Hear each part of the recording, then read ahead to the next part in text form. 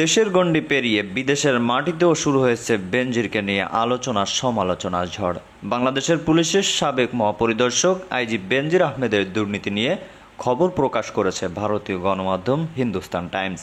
ওই প্রতিবেদনে উঠে এসেছে গোপালগঞ্জ ও মাদারীপুর জেলায় সংখ্যালঘুদের ৬০০ বিঘা জমি দখল করেছেন বেনজির।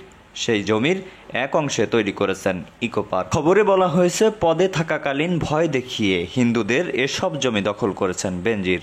তার দুর্নীতির খবর প্রকাশের পর ঘটনার তদন্ত করছে বাংলাদেশের দুর্নীতি দমন কমিশনার দুদক। গোপালগঞ্জের শাহপুর ইউনিয়নের বাসিন্দা জুয়েলের বক্তব্য প্রকাশ করেছেন হিন্দুস্তান টাইমস। সেখানে তার উদ্ধৃতি দিয়েছেন, এখানে বেনজির আহমেদের লোকেরা এসে প্রথমে ড্রোন উড়িয়ে জমির সীমাকক্ষ ও মানচিত্র তৈরি করে, এরপর আমাদের সেই জমি লিখে দিতে বাধ্য করে। জমি লিখে না দিলে প্রাণী মারার হুমকিও দেন বেনজিরের লোকজন। বাধ্য হয়ে আমরা জমি লিখে দিয়েছি। চাষবাসই ছিল আমাদের ভরসা। এখন জমি হারিয়ে কোনো ক্রমে বেঁচে আছি। শুধু গোপালগঞ্জ ও মাদারীপুর নয়, গাজীপুর, কালীগঞ্জেও বেনজিরের বিরুদ্ধে হিন্দুদের জমি দখলের অভিযোগ উঠেছে।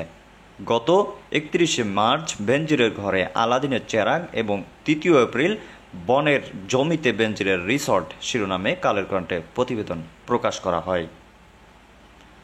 নিউজ ডেস্ক, সময় 63।